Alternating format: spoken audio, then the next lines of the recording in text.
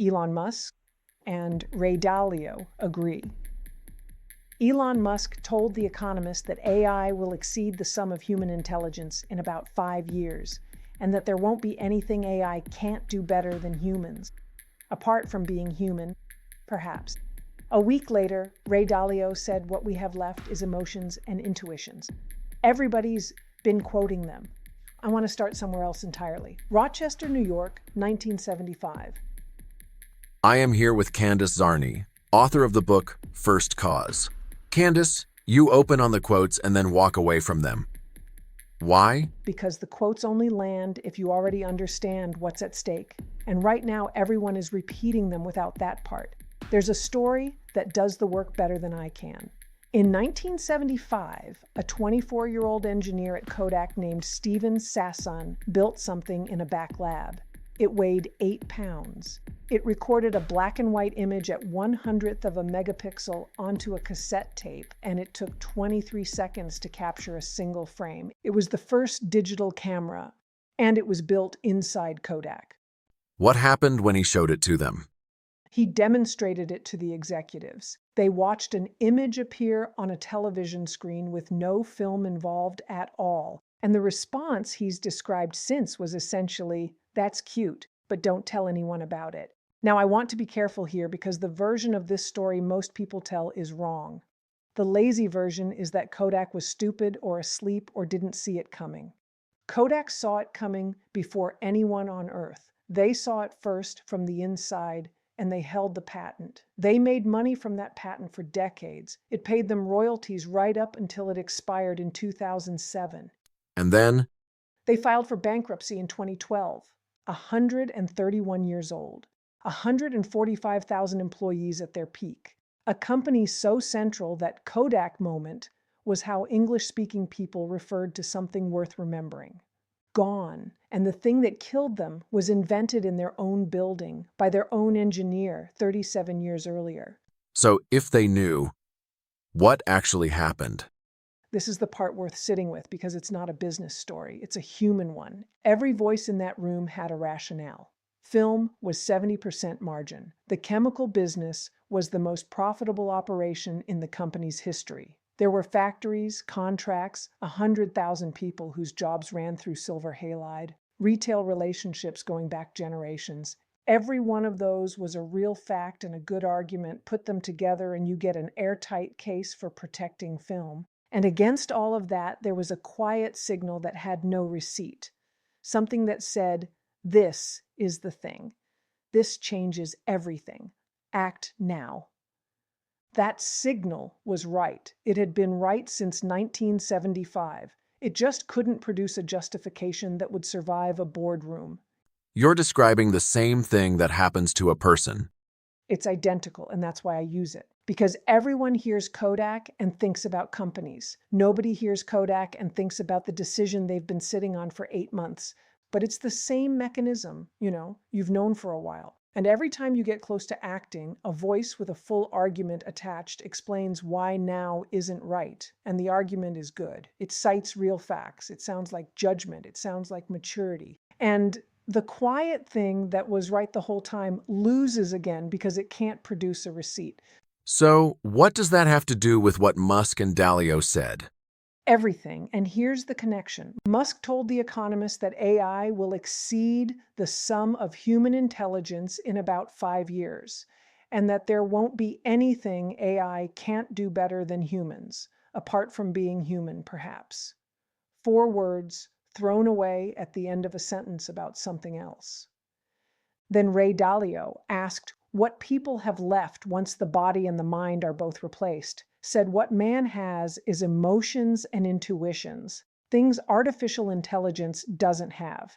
Think about who those two are. Musk builds the machines. Dalio spent 40 years trying to replace human judgment with algorithms. That was the entire project at Bridgewater.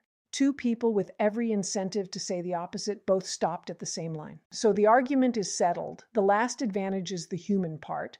And the Kodak problem is? The Kodak problem is that knowing this doesn't help you. Kodak knew. Knowing was never their shortage. They had better information than any competitor for 37 years, and it bought them nothing. because information without the capacity to act on it is just a well-documented decline. That's exactly where most people are right now. Everyone has read that empathy and intuition and judgment are the durable skills. Everyone can name the list. It's in every article, and every one of them ends the same way. With the virtues named and no mechanism offered, cultivate presence. Wonderful. How? You have the information. You don't have the access. Then what does being human actually mean practically? Let me say the uncomfortable part first. Most of what people call being human is just being reactive. You said the thing you meant not to say. You tightened up in the negotiation. You had the conversation with your teenager that ends the same way every time. That's not your humanity. That's a pattern running without you. And a machine will out-calm you at that. It doesn't get defensive. It doesn't get triggered by tone. It doesn't carry the last meeting into this one. If your definition of human is, I have feelings and they take over, you're describing the thing that gets replaced first. The part that doesn't get replaced is upstream of the reaction. There's a split second before the pattern runs, before the noise, before someone else's answer starts playing in your head. In that moment, you're present, clear, and fully yourself. That's first cause. Everyone has been there. Almost nobody can get there on purpose. And that's what's trainable. It's repeatable, trainable, and measurable. That's the whole claim, and it's the piece the Kodak executives didn't have. They didn't need more analysis. They had a mountain of it. They needed the capacity to act from the quiet signal against a room full of good arguments. And nobody in 1975 was training that, because nobody thought of it as a skill. What does the practice look like? It's a rep. You notice you're gone, you return. That's one, and it takes seconds. It happens in the car before you walk into the house, in the pause before you answer, in the 60 seconds before a conversation you know is going to be hard.